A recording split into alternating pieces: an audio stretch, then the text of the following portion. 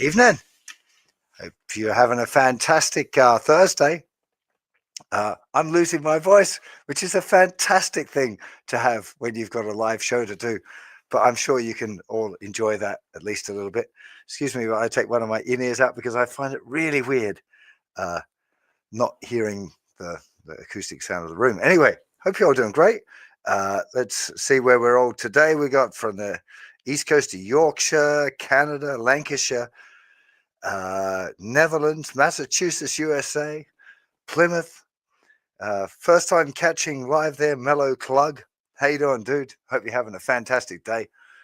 I am, except for the fact that my throat's going on a little bit weird. Scrolling back through the comments, lots of Canadians here today. What's going on with that? Brisbane. Somebody's getting up early. Well done. Good extra points for you. And yeah, Memphis here. R.I.P. Steve Cropper. Very, very sad to hear of Steve Cropper's passing. I mean, he's had a pretty good innings and he's made some incredible music. It is one of the most loved musicians around. Like every guitar player I know loves Steve Cropper. He was just a beautiful, beautiful guitar player. I never had the pleasure of meeting him, but people I know that met him said he was a really lovely dude as well. So rest in peace, Mr. Cropper. He was a fantastic, fantastic guitar player. If you're not familiar with his stuff or Booker T and the MGs or whatever, go and check it out. It's beautiful music. Texas, Denver. Where am I located, Justin? I'm in Farnham, which is about an hour outside of London in the UK. But I'm from Australia, from Tasmania specifically. Hello, Rome, Phoenix, Arizona. Texas again. Oh, we got a good flood of people. Frankfurt in Germany. A few old ex-blimmers. So for new people, blimmers are people who are studying blim. I think that came about in the first class. Blues Immersion, BLIM. It's just what I started calling it in my internal notes with the team and kind of stuck. And yeah, so that's what we tend to call it, blim, and blimmers are people doing the Blues Immersion course. So in this video today, the point of it is for me to answer as many of your questions as you can about the course and figuring out if the course is going to be a good fit for you or not. The basic idea of the course, let's see how I go managing to talk like this for a whole hour. Like, might have to have a little play break in the middle. Anyway, or Fan can take over if she's feeling up to it. The Blues Immersion course was what I would have wanted someone to teach me when I was 13, 14, 15 years old. When I've been playing guitar for like 3 or 4 years, I could kind of play a bit. I could play a few bar chords, but not very well. And I could play the minor pentatonic scale in box 1 and didn't really know any licks or anything. And I was, trying to figure it all out. I was transcribing a bit, which I think maybe a lot of people don't do these days, but that was back then in the Stone Age. That's the only way that we learned stuff, really. So I set about thinking about what all are the things that uh, would be great to have explained to me then. And I'd also gone through a pretty massive growth period as a musician, as a guitar player, when I joined this Rolling Stones tribute band in 1997 or 8. Uh, and I was very fortunate that everyone in the band was a lot more worldly than me, older than me, better educated, like they all had university degrees, and they all knew a lot about music. And they really helped me introduce me to the right things at the right time. And one of the biggest turning points for me, which is some of the where Blim comes from, was I bought this book called The History of the Blues, The Devil's Music. And we were touring around playing Rolling Stones music up, every night. But what I did was I followed this book through from the beginning to the end. And every town we stopped in, I would go to the local records store and buy a couple of CDs of the people they were talking about in the book. And it gave me such a deeper understanding of blues. Like I've been playing blues since I was a kid, loved it, and I've been playing professionally that stuff for a long time. But I hadn't really appreciated the history and the diversity of the genre and how it developed, and the the way you can trace musical elements between different cities. You often hear about, if you've not studied it before, or you're not haven't done any research in this area, you may have heard of like a Chicago blues or a Memphis blues or a Texas blues, but you're not really sure what that means. And when you start diving into the history a little bit, it makes a lot more sense that pioneers from the Delta blues, and again, I'm sure you've heard of Robert Johnson and the Delta blues and Son House and that sort of thing. And in the Great Migration, a lot of those, when slaves were freed and able to travel a little bit, well, not all of them, but some of the, like, it's just awful when you dig into the history of that period as well. It's quite depressing. Anyway, a lot of them moved to Chicago. So you got a real, you got this kind of earthy Delta thing moving up to Chicago, which was a lot more cosmopolitan. So, and there was a lot more money and business and lots of things kind of mixed together. Electric guitar was evolving as well, so the sound really changed. A lot of people moved to Texas, and that was a lot rawer. You had a few cats from Texas, like T-Bone Walker, moved to California, and you had the West Coast blues thing going on. So you had all of these different kind of subgenres. In the early blues, you had things like Piedmont blues as well, like early kind of ragtimey kind of styles of very early solo, mostly solo blues. We don't dig around into that particular pot too much, but so blues immersion, the idea of it for me is to introduce chronologically the history of the blues music so that you understand the vocabulary and the history and the artists and what they were doing and how the style evolved, as well as learning the 5 pattern frameworks, which are the minor pentatonic scales, but we learn right from the beginning to add in the 6 and the 9 and the blue note, and we become unafraid of adding extra notes. So you'll never get that boxed in feeling that a lot of people talk about with the minor pentatonic. So we look at the different frameworks and we learn the vocabulary, which is really the key thing. We learn the vocabulary that is based in each one of those patterns. And for most people, I hope, seems like the feedback from previous Blimmers says that it's working reasonably well, at least. By immersing yourself in the music, because I give you playlists for each period to listen to. That's the point of the immersion course, is immersing yourself in the music, feeding your musical imagination. If you're doing that at the same time as teaching your fingers how to make the sounds in each of the little boxes, as your musical imagination grows and your vocabulary grows, you really start to get an affinity with the language. So I'm going to go off on this little tangent. While I'm on a roll, I'm going to keep going. Then I'll take some questions. So most electric guitar players, when they decide they want to start playing solos or blues solos, they learn the minor pentatonic,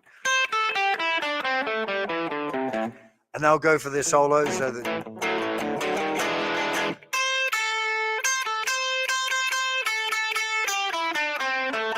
maybe they know the blues scale.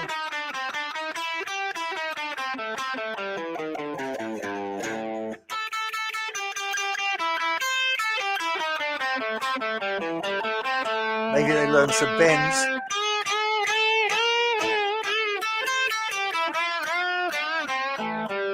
And that's what happens. People play so, and it's not like it's bad. Like I was starting to make it sound bad at the end by doing funny bends, but what's missing is the vocabulary. It's recognized. You can kind of get away with it doing a solo like that, but as soon as you go or or or or or there are these phrases, and as soon as you say it, people recognize, like, oh, you're speaking blues. And in each of the pentatonic patterns, there are licks and phrases that are commonly found. And when you start learning the licks, the words, and you learn how to put the words together to make sentences, something pretty special happens. So that's the rough structure of the whole course. We break it down into lots of different subjects. But what I might do is just answer a few questions first, and then I'll go on my little rant about the different areas that we cover. So Randy starts off with a very good question, which is blues immersion only for electric guitar? It's best done on electric guitar.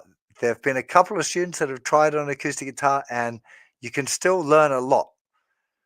But a lot of the lead vocabulary in the blues involves string bending, which is really difficult on a acoustic guitar. It's kind of possible, and you might be able to adapt it, but my recommendation is that if you want to make the most of the course, I would do it on electric guitar. If you're predominantly an acoustic guitar player, you could always do it on electric guitar, but then also keep practicing acoustic guitar and then transferring appropriate skills over while developing a proper skill set. It's mostly about the bending and playing up the neck. I think for solo blues, people tend to play more like my solo blues series, which is another product I've got with these different arrangements of how to make the guitar sound like a complete instrument by itself without a vocal or anything like that. So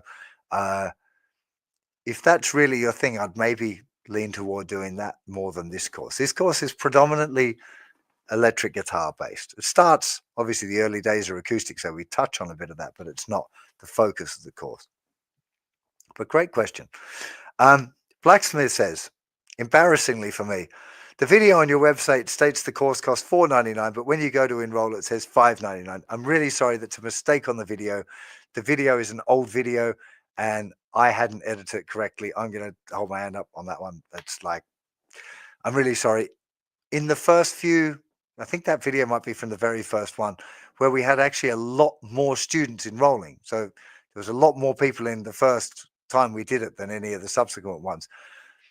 But because of that, the expenses and stuff don't change. Just completely honest with you, like booking the master classes, having fan moderators and assistants to, Bernie, who you'll meet very soon, is my kind of co-teacher, right-hand man for helping out in the communities, and Richard. Paying all of these people and organizing all of that stuff still costs the same. So I'm afraid it is $5.99, not $4.99. As the early bird price, but it goes up. I can't remember the date it goes up. I'm terrible. But it goes up after the early bird price, whenever that will be. I'm sure it says that on the website. Or Fan will let me know in the comments, or hold her fingers up on the screen. I said December 14th. There we go, Fan, to the rescue. Hey, Fanny's a moderator, my assistant and head of community happiness. Such a great title. I love it. Anyway, okay. I'm going to unstar a couple of these fans so I can keep track of where I am at. Okay. Is there any new Blues Q4V says, is there new content for ex-Blimmers beside the live Q&A? I have two lessons that I'm planning to add in early in January, which will be for Unit 2.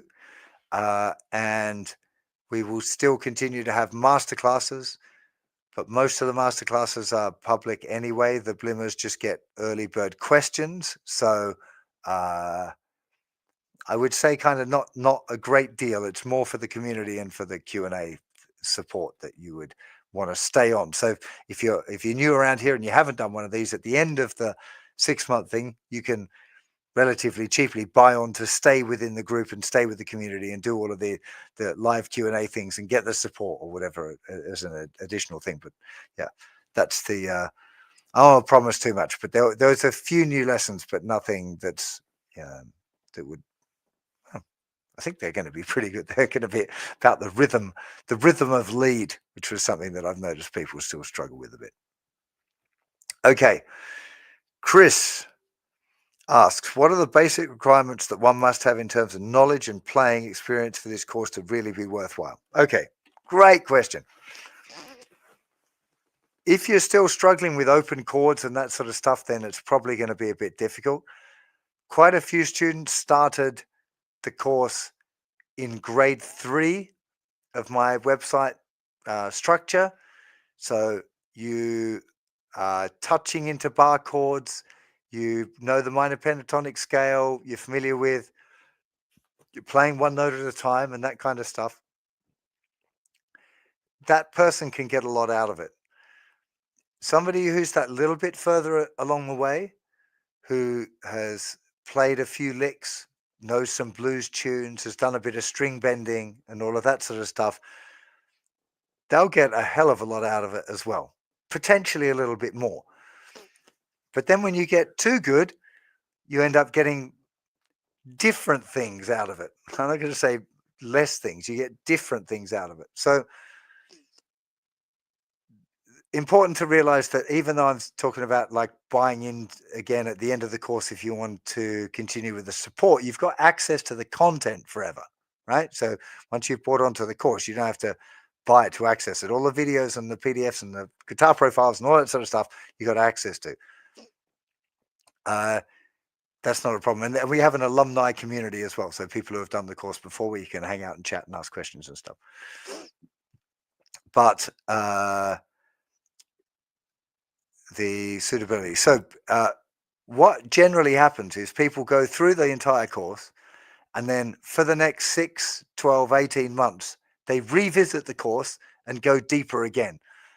I've yet to have somebody do the whole course and at the end of it go, oh man, that was great. I finished with that one. Right.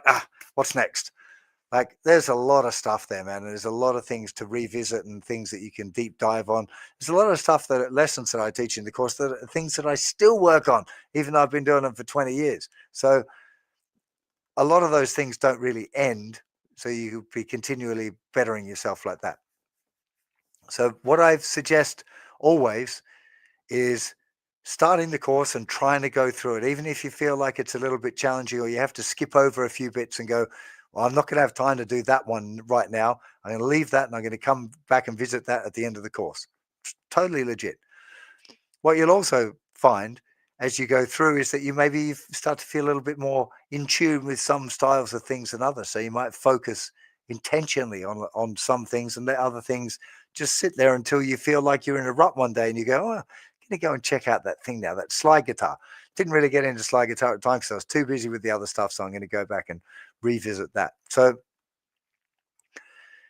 because of that, it's already suitable for lots of different levels of guitar players. Different people will get different things out of it. Somebody who's newer will spend a bit more time working on just being able to bend in tune. Someone who's better will be, or done more, has more experience in string bending. Maybe they're going to be working on different approaches to string bending, the way that the note is cut off or bend and release, or stylistic bends, looking at the way a BB King bend sounds different to an Albert King bend or a Stevie Ray Vaughan or an Angus Young. He's a rock guitar player kind of, but he's still a blues man. But so different levels can get different things out of the course. And of course, we've got the Q&A sessions as well. So beginners, if they're struggling with the material, they can ask and say, hey, I'm struggling with this. Can you give us a simplified version or show us another way to do it? More of us guitar players can go, hey, that's great, but can we try doing this? Or is there a way of expanding on that particular idea? So we can definitely grow all of the different, each of the different units has a breadth of stuff to cover. And as well, I must point out as well that for more confident guitar players, you can get a lot out of revisiting things that you thought you could do and then realizing that there's actually more to it than you first thought. Like string bend is a good example. Like I still work on string bending. Like, it's just a cool thing to check out. There's always new things to do, always new elements to try out, things to tweak and explore. It's not like, oh yeah, you can do it, tick the box, and that's it. You don't do it anymore. It just doesn't. I don't think it works like that at all.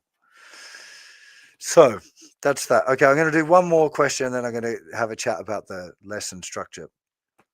Because Beth Zygmunt has a good question here. How many hours per week of practice, roughly, realizing it will depend on experience level? So, yes, it depends on experience level.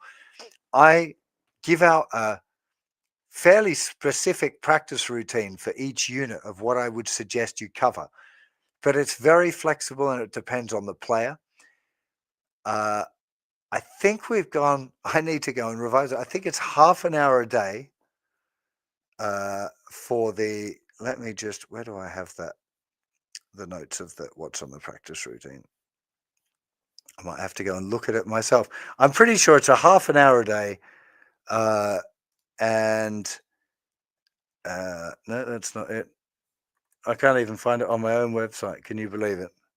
Just a guitar dashboard. I think if I go to my dashboard, and it's making me log in. Oh my goodness me. Are you kidding? See, those are things I should know that, really, shouldn't I? But it's been a little while since I looked at the practice routines, and I'm like, I don't want to tell you the wrong thing. So I would rather tell you exactly. And I'm pretty sure it's a half an hour. Let me go. Here we go. Unit 1. Scroll down to practice routine. I can even tell you what's exactly in there if I get it up. Where is it? Oh, that's a long unit.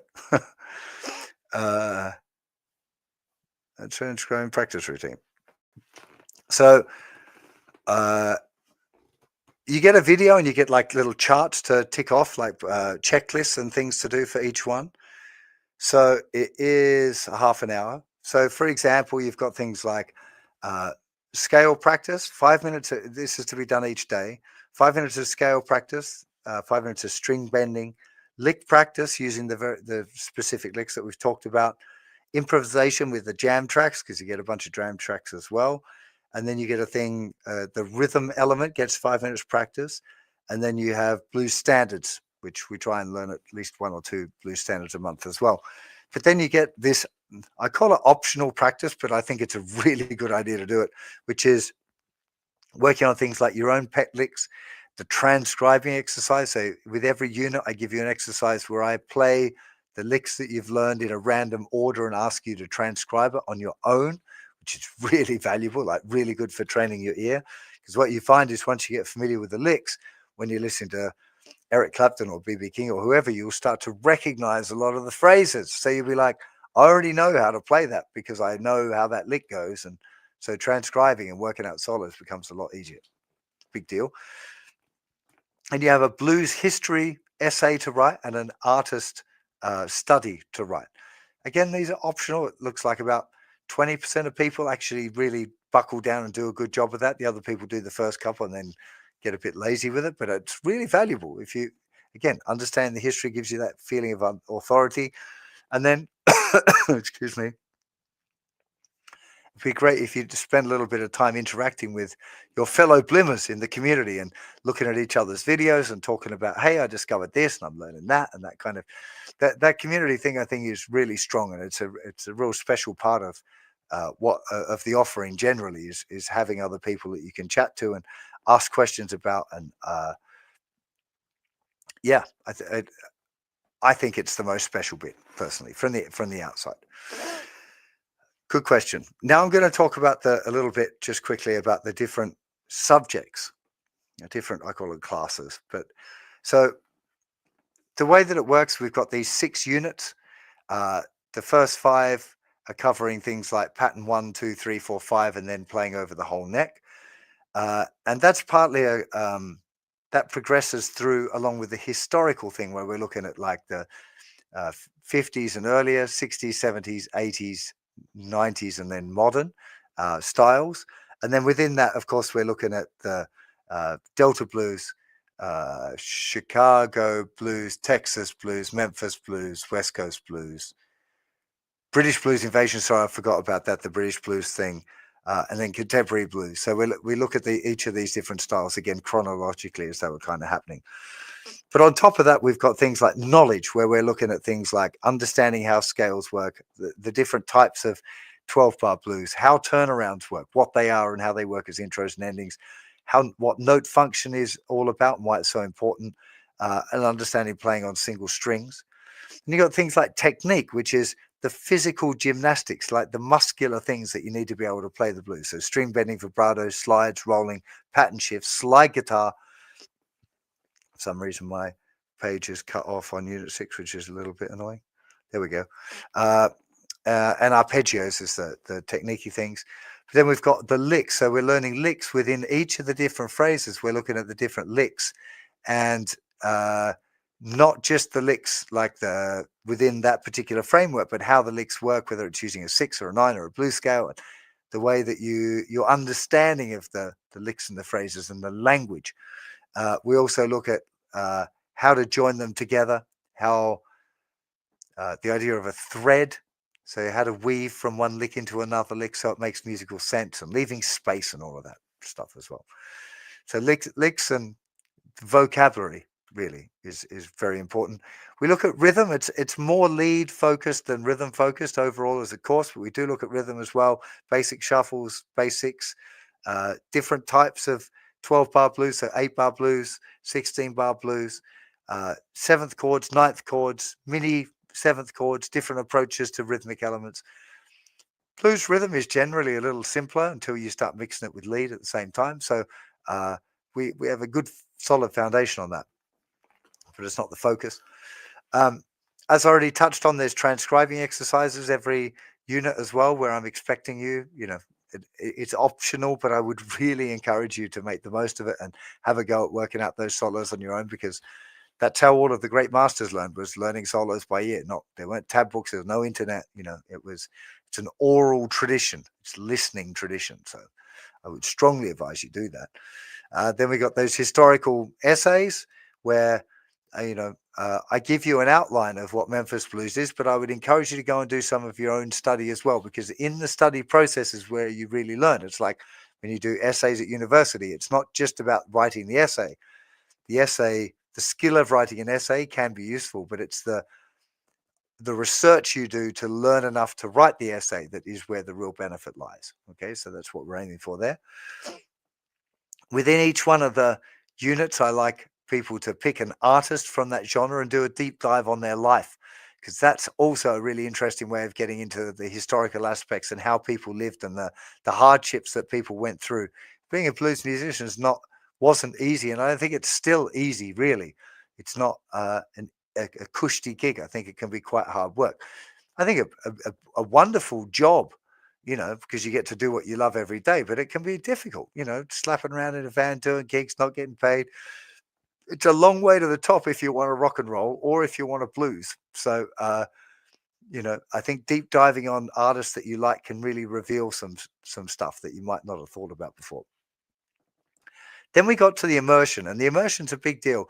So I give you different playlists that correlate with each of the different units that I would encourage you to listen to as much as possible, because you're feeding your musical imagination with that music. And by repeatedly listening to the same things, you're programming your musical imagination with the vocabulary that you need to be able to improvise with. So you're learning the licks, you're listening to it, and when you immerse yourself in it, it starts to make sense. I like to use the language analogy of, like, if you wanted to learn to speak French, which I attempt to speak French a few times a year, I'm terrible. Would I be better off sitting at home studying a French book without listening to how French goes, trying to guess how it is that I would pronounce the words, learning all about the grammar, the music theory, and all of that sort of stuff, doing a lot of writing? Or would I be better off going to France, floundering around and finding a bit of a struggle, but being immersed in the language? So really learning how to say basic phrases, but with authenticity and with the right vernacular, with the right accent for it so it actually makes sense. I've reached the point where I can ask for basic things well enough that I think say, a hotel receptionist would definitely tell that I wasn't French, 100%, but they probably suspect that my French is better than it is because I've worked on a few phrases really well, not a lot, but every time I go there skiing, I'm going into the hotels quite often, so I'm having to ask for room and asking about breakfast or whatever. So those basic phrases have got a little bit fluent, but it exposes my weakness. But that's not what you're going to do because you're going to be doing 6 months of immersion. I only ever go skiing for a week a year or 10 days a year. So we do the immersion, very important, and then we look at some standards as well. I should point out that the standards are just YouTube videos. I give you some extra info as part of the course, but because of copyright things, I wasn't able to get licensing to make them like part of a closed course. So the song lessons are on YouTube. But like I said, we do a little bit more. But that's the rough framework. The first unit, everyone who does the course so far, when they get into unit 1, they poop their pants a little bit because there's a lot of stuff in unit 1, but it's the heaviest unit because there's so many things I wanted to explain that I felt like I couldn't leave till later, like string bending and the way to use licks and the way to practice the licks and all of that. There's so much good stuff in unit 1, but don't get overwhelmed because a lot of those things are things that you're going to be practicing and working on for the whole course. So just in case any of you remember this conversation when you get there, because you might find it a little bit scary when you first jump in. So that's a bit more about the structure. Oh my God, there's now 12 questions. So let me see what I can rip through. Okay, is a Blues Immersion 2 course in the works for ex-Plimmers? Not at this point. I honestly think that what I teach in Blues Immersion is about everything that you need to know other than transcribing. Like it gives you all of the harmony and theory, unless you get into like really super contemporary bluesy stuff like your Robin Fordy things, maybe he's pushing the borders of it. But if you want to get into that, really the course of study would be jazz, really. So learning the blues and then studying jazz would help you reach out a little bit further. But I think it's, if you want to be a blues guitar player and you've absorbed the stuff here, then there's not more. There's just more of the same stuff and digging around deeper and practicing it more and getting better at it. That's what I honestly think. What I am working on at the moment is a rock immersion. So the similar sort of idea for blues guitar, but for rock guitar, which is shaping up to be pretty cool. It's a hell of a lot of work. I'd love to get it out next year, but I don't know if I will because it really is heavy duty and it's a lot of moving parts, and it's even more complicated than Blues Immersion was. But Blues Immersion took a year and a half to write and create. It was a mammoth undertaking. I did almost nothing else other than be thinking about it and listening because I immersed myself in it and I learned loads over the excuse me, over the course of writing Blues Immersion. I learned so much about blues guitar that I didn't know before, and I thought I knew a bit already. So yeah, it's good. Jim says, I'm in the middle of grade 3. Good grasp on material so far. Chord changes are sometimes a bit slow, and F bar chord shapes are slow to go right now. How important is it to decide if I'm up for Blim? Well, it's very, without like auditioning people, it's very hard for me to say like, is it definitely going to work for you or not? I Struggling with a chord isn't going to make the difference, right? If you've got the time to practice it, if you play your regular chord shapes and you play a bit of the minor pentatonic scale and you maybe had a go at string bending a couple of times, but it's a bit wonky, it's a bit out of tune, then you'll probably be good to go. You'll learn enough if you do the practice. But it might mean that you need to do a little bit of extra practice, or it might mean that you have to leave some things and revisit them later. Also important, just as a little side note on this, one of the things that I encourage people to do is to post videos of their progress as they're going along. But most times, the people who do that are the people who are feeling more confident. One of the things that we see every different class is people going, "Oh God, I'm on the wrong group. There's these guys and they're posting these videos and they're burning all over the neck, and like I'm still struggling in box 1." And but yeah, that's because they're at the upper end. They're more confident, so they're like, "Oh, I'm going to do a video and show everyone how good I am." That's, I'm not saying that they're all arrogant with that attitude, but they're more happy. More happier. Yay for the English. Maybe I should learn English before I start with French. um, they're feeling more confident to put a video they're playing up. So if you do rock up in the course and you're not feeling confident, don't be put off by that. Just upload your stuff and get more feedback, because the more mistakes you make, the more feedback you can get, and therefore you've got more potential to improve, right? So you can get a lot more out of it that way. Um, so yeah, it's a difficult call. Maybe the one thing I could suggest, if you're worried about it, would be head on over to community.justtheguitar.com. There's a whole section of blimmers. There's lots of blimmers in the community. Uh, so you might be able to ask them and say, hey, this is kind of where I'm at. Here's a video of me playing. What do you think? What did you get out of it? Did you struggle? And then you can get honest opinions from people who have actually done the course, because I don't have time to review everyone's videos one-on-one. But those people that have actually done it should know and give you an honest opinion. And I'm really confident that the course is really good. So I'm more than happy for people who have done the course to talk about what they found great and what they found difficult. Because everyone's going to struggle with some stuff and find other, find this easy and find this a little bit difficult, because we're all different. We're all different shapes and sizes and with different experience levels. So it's yeah, that would be maybe my advice there. Okay. Beth says, will live classes all be on Thursdays at this time? Recorded, thank you. Yes. So all of the classes are always recorded. I'm having the debate at the moment on how that's going to work, because things like when I do the Q&A classes, it's not that many people that can watch them live, but lots of people watch the recordings of them. And I find it difficult doing these evening things for me, because I've got a family, I've got 2 young kids, and being down here in the studio when somebody wants to store ears a little bit causes some friction stuff. So I'm thinking I might end up doing some of the Q&As during the daytime, keep the live shows in the evening, probably Thursdays, maybe Wednesdays. A bit of that depends on the availability of the people, the folk as well. But I'm thinking that maybe the Q&As become more of a thing where people submit the questions in advance. I do a live one during the day where it's easier for me, and I can, do them maybe even more often. And that way you submit a question and you watch the Q&A back and you get your answer to your question that way. It's just not in real time. The other advantage of that is that we can upload a higher quality video than I can get streaming. I live in the middle of the woods and I don't have the best internet. So, but we record it all, of course, and then we can upload the video afterwards. So you get a higher quality video. So I'm not going to promise Thursdays at the moment, but it's likely to be Wednesdays and Thursdays anyway.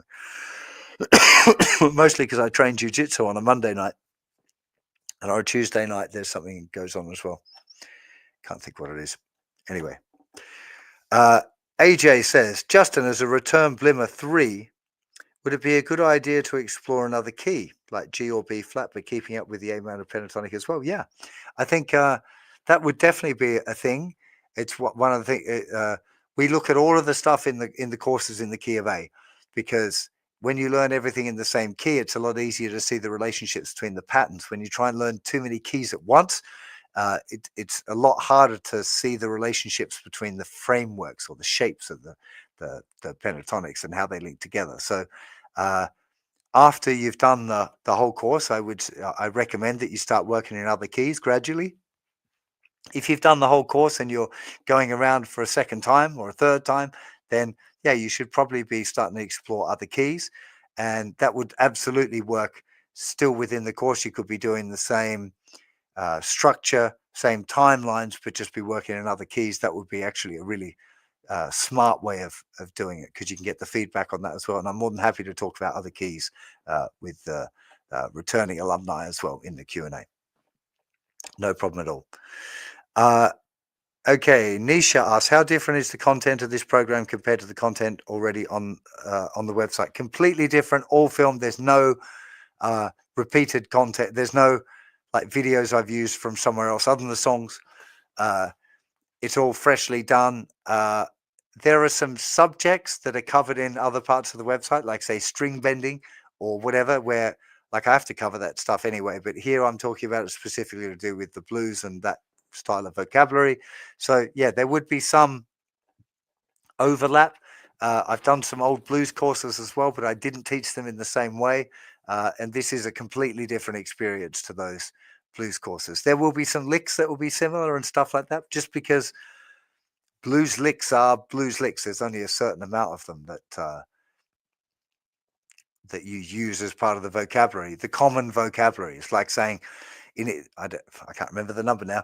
In the English language, there's like, I can't remember what the number is. I want to say 100, but it might be 200 or it might be 500. I'm going to go with 200. There's 200 words, which makes up like 95% of general spoken language, and all of the other ones that's superfluous to the whole thing, which you can learn and you can use them. But really, if you just wanted to learn to communicate, you'd be better off focusing on that smaller group of words. So the smaller group of words is what we're focused on, and they would be touched on in other parts of the site as well. Guys, I just need a quick drink. I think I deserve a little medal for managing this. So far, I've been talking for 42 minutes so far. That's a marathon when you've got a croaky throat.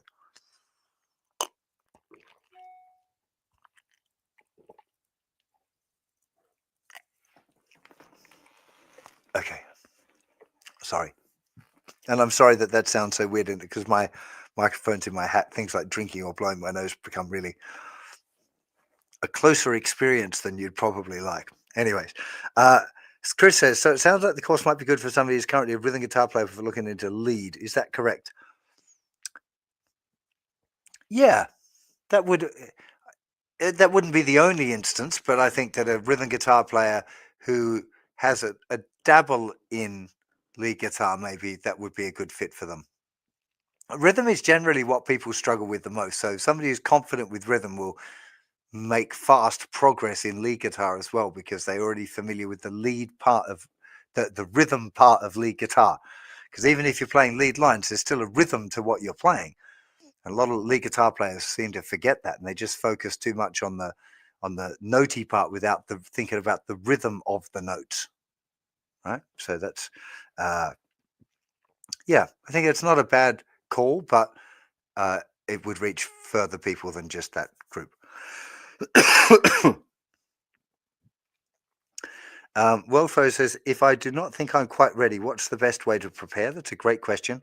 I am working actually on a BLIM preparation module that I'm planning to put out on the site for free, which gives you a bunch of things that would work.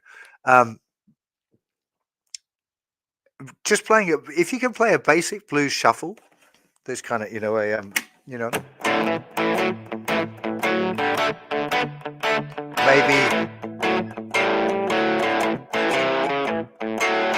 that kind of thing.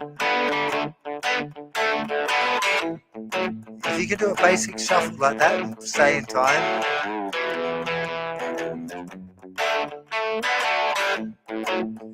Maybe even if you knew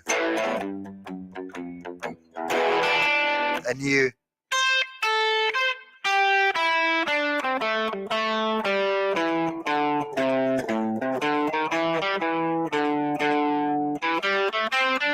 you could manage a basic pentatonic improv solo, I think that they would be the things to work on that would get you through. Otherwise, it's just general guitar skills that if you're still struggling to hold a G or make those chord changes, your fingers are just not going to be able to react fast enough to learn the material. If you're trying to learn,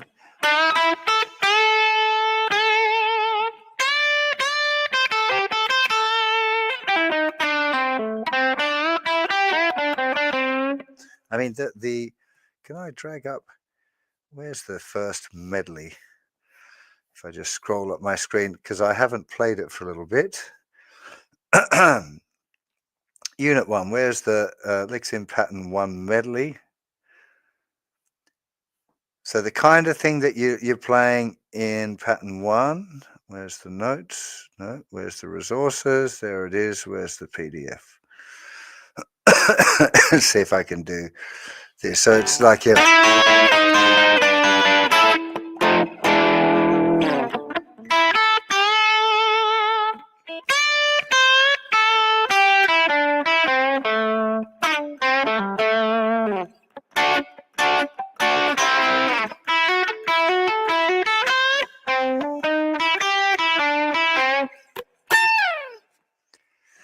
that's the kind of thing that you're learning in Unit 1.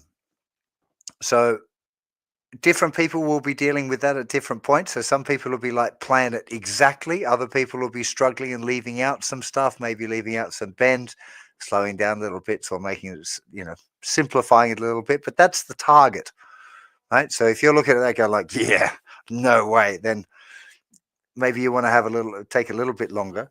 You do get access to the preparation module.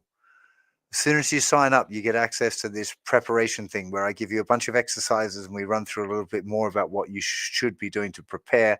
So particularly if you jumped on now, you've got pretty much a whole month to be working on things specifically getting you ready to do the course. So if you were going to sign up, you're probably better off doing it sooner rather than later to get access to all of that stuff. Brian says, how much music theory is covered in the course? You get access to my practical music theory course at the same time as Blues Immersion. So while you're a Blues Immersion student, you've got access to music theory, my music theory course, if you haven't already. We get into the elements of music theory that work with the blues are discussed, but we don't go through other stuff. So things like diatonic chords, which is very important for playing the major scale and general music theory, but it's not really applicable in the blues. So we don't get into doing that. We do practical stuff, learning how to see a 1-4-5 in 2 different parts of the fretboard. We learn about chord construction a little bit. A lot of the blues is breaking the rules. So we learn about the theory rules that get broken, but it's not a theory course. But you get access to the theory course, because actually what I'd recommend that you do is, alongside of all of that, if you've got extra time, that you spend a little bit of that time studying music theory so that you understand the bigger principles of what a key is and a cadence and that sort of stuff. But you don't have to do those elements. But great question again. Hey, can we hang out and go beyond 6 months, take breaks and do other guitar stuff? I don't recommend that you do that, because the whole point of the program is this immersion idea. And to make the most of it, I would recommend that you commit to like, hey, for 6 months, I'm going to really nail this. I was thinking again, as well as like, what would the younger man of me, the boy have wanted? What could I have given him to make it better? I meet loads and loads of different guitar players on my workshops. A lot of them, we call them, jokingly amongst ourselves with them, not at them, talk about blues dads, right? So, you got kids, you're really busy, you really love playing blues guitar and stuff, but it's always a struggle. And it never feels to come very easily because you don't have much time to practice. So if you're a blues dad and you were like, no, next year I'm going to damn well learn how to play my blues guitar. I'm going to nail that. I want to be able to go and stand up in front of my mates and play a blues solo and them go, man, where did you learn to do that? Like, this is the course for you. If you were that blues dad, if you've one of those people that have been on one of my workshops and watched other people go, oh, I'd love to be able to take a solo like that, then this is the chance to go, like, to commit to it and go, I'm going to do my half an hour practice every day. And if I've got more time, I'm going to do double the practice. And I'm going to listen to the Blues Immersion tracks in my headphones on the way to work every day and on the way home and in my lunch break. And when I get home, and my missus is going to hate me for the fact that I'm listening to this music so much. If you commit to doing that, you'll make really good progress. If you're like, oh, I watched the first couple of videos and I'm not going to bother doing the rest, and I'm going to explore some other stuff, like, you can do that. You've got access to the course for forever. If you're that person that prefers that style, then that's okay. Like, it's not for me to pass judgment on that. But to make the most of it, I would suggest that you try and find off 6 months and really go for it and see a big improvement, because you will see a big improvement. If you commit to it and you do the work, you'll see yourself get better. And that's better for me, because what I want is students who are making great progress and really enjoying the journey. Right? That's what I want. I don't want people frustrated because they're not making progress, or they can't do this, they can't do that. The reason usually people can't do stuff is because they aren't practicing. That's where I'm at. Mega says, if I'm doing a free course, will the Blues Immersion course not hold me back in the free grades 1 to 7? No, won't hold you back at all. So the Blues Immersion course is kind of pitched around grade 4, 5. That's the that was what I had in mind. As I said, like you could be grade 3 and be dealing with it, but grade 4 or 5 is where you're probably going to be perfectly pitched for it. Uh, and you'll learn skills that just aren't, they're not on the website. Uh, I would love to make like every single thing I ever did free on the website, but in order to have a team and to have customer service and support and all of those things, I need to have some paid areas as well. But we do have a scholarship program. If you're really struggling and you can't afford it, then we do partial scholarships and full scholarships. You have to apply. Fan, I can't remember how they apply. Can you pop that on the screen? Yeah. Are you going to put it in the chat? Okay. Fan will pop that in the chat. So we have a scholarship program as well. I think the Blues Immersion, these other more expensive courses do have a cap, but most of the time our other courses, the theory courses and stuff, if you can't afford stuff, we'll let you have it, right? That's I want it to be available as much as I can for those who can't afford it as well.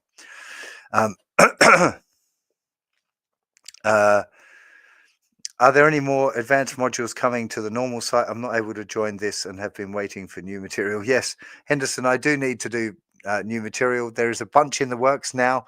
I've been pretty committed to Blues Immersion. Then we had the Rock Immersion planning thing going on now at the same time. But yes, we're getting back to more free lessons and courses.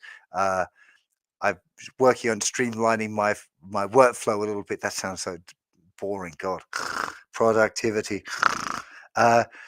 But basically, I'm trying to get some external video editors, because at the moment I do all my own filming, I do all my own editing, I do the course writing and the scripting and all of that stuff. So I'm trying to get a bit more help with that so I can end up producing more content. So I'm hoping next year I'm going to absolutely smash that side of things. So yeah, hopefully there'll be some new things very well. Somebody says, can you do the course with a nylon string electric guitar? I wouldn't recommend it. You can't really bend nylon strings. It's possible, but it's not really what it's for. If you really wanted to do it, you could try, but you'd find it difficult. So I wouldn't recommend it. No. Pam says, I've heard that learning blues helps you with playing all or most other genres. Is that true? It's absolutely true. So blues is a massive influence on rock. Rock is kind of like heavied up blues in a lot of different ways. A lot of the techniques and most of the pioneers of blues guitar, of rock guitar, were fans of the blues. So it's a very, very strong link there. A lot of jazz is influenced by blues as well. Jazz has other kind of intellectual elements as well, but at the foundation of that is still a blues. So blues is very influential there. Country maybe less so, although people do mix country blues and blues ideas in country, but strict country is maybe less. Straight folk guitar, like fingerstyle acoustic guitar, maybe not so blues influenced. But anything else like pop, when we're getting from blues, it goes into rock and it goes into jazz, and through those things, it goes into pop music as well. So in those things, yes, I think it's the most important foundation style. If I was coaching someone to be a great guitar player and they weren't really sure what they wanted to do, after they've done the basic chords and strumming, that cowboy chords sort of stuff and bar chords, I would definitely be saying start working on the blues, because it teaches you how to play over the whole guitar neck. It gives you a framework to build out of. I think it's a big deal. Okay, I'm going to make this the last question, Fan, just because my throat is really killing me now and I need to stop, but I'll take this question from Nath. Excuse me. I can play my bar chords and open chords quickly, but never learned how to play riffs and power chords. So I want to know if I should learn something before I take this course, or if I'm ready now. If you can play bar chords and open chords, I think you'd probably be okay. You'd probably want to spend a bit of time on the preparation stuff. So sign up if you're going to do it. Again, go and ask in the community is a really good way of getting honest feedback. But you've also got that time to, if you sign up now, you've got a month to do all of the preparation stuff and really try and make sure that you're up to speed. The idea of that prep is really just to get everything lubricated and ready to rock, so that once it starts, you're excited and ready to go, and that you got a kind of practice schedule momentum going on. Because like I said, I work on giving you a practice schedule, so it'd be good if you've got you've started figuring out where you're going to get your half an hour every day. Is it in the morning? First thing when you get home after the kids have gone to bed, like what's your schedule for getting your practice done? So that kind of thing I think is pretty important. Excuse me. Oh, Fans just reminded us of me as well. We have a 30-day refund policy as well. So if you get in there, you sign up for the preparation thing, you can go through and look at the stuff and do your best to work with it and see if it's good for you. And if it's not, then you can get a full refund as well. So that as well. I'd completely forgotten about that. But of course, that's a great way of dealing with that. Okay. I'm going to leave it there. Is there anything else that because there was actually a big list of questions of things that I should have mentioned, but I've just gone on the questions as well. Yeah, there's some good questions there as well. Will I be able to, what if I fall behind or get stuck? I always say, we talk about that in usually in unit 1 anyway, but I would recommend that you just leave it for a little bit, keep going and follow along with the course and then come back and revisit stuff afterwards. Yes, there'll be master classes. We're just about to start booking those. And the sort of support you get, you've got email support that you can email. It's me or Dave, more commonly Dave, I'll be honest. I do try and get involved with a lot of this stuff, but Dave Burney, fantastic blues guitar player. When I left the Counterfeit Stones, that blues band I was talking about that I played in for a long time, when I left that band, I gave him my job there and I gave him all my teaching gigs as well. I've got a lot of respect for the guy. We're working together in person at the moment. He comes to the studio. He's a really, really great guitar player, really knows this genre very, very well. So he's super helpful. So me and him will be in the community answering questions. That's always the best place to do it because the questions, you should put the questions on the relevant lesson page, and then we answer the questions there. You can get feedback from the other community members as well. And then if you're really stuck on something that doesn't seem to fit there, then you can email in and we'll try and get back to you via email as well. Slightly slower. Don't expect to be like email back in 1 minute. Sometimes if somebody happens to be working that day, you might get a fairly quick reply, but it's likely to be more commonly going to take a couple of days. Okay, I really need to stop. It's actually really like I've got the sandpaper throat thing going on, which is just really, it's not very pleasant. I got to blow my nose as well, and that's also really not a fun thing in the middle of a live stream. Fan always freaks out trying to take your headphones off. Okay. Thank you very much for your interest. I really hope that you enjoy it and that I'll see you in the Blim class. I really think it's a great course. I'm really, really proud of it. Of all of the things that I've been doing in Guitar Land for 25 years, I think that this was my finest hour so far. I'm hoping I might have other fine hours coming up in the future as well. But this, I really feel like I put my heart and soul into making as the best possible course that I could for somebody who wanted to learn to play blues guitar. And I think it's turned out pretty good. The feedback's been really good. And yeah, I'm really proud of it as a thing. So I really hope that you'll love it as well, and that I can help you become the blues guitar player that you want to be. Thank you, Fan, for helping out with the moderation and dealing with all of this sort of stuff. Hope you all have a fantastic rest of your day or evening. And I'll see you for some blues immersion very soon. There's links to the page and all of that sort of stuff and more information for you. Yeah, have a good one. Take care. Bye-bye.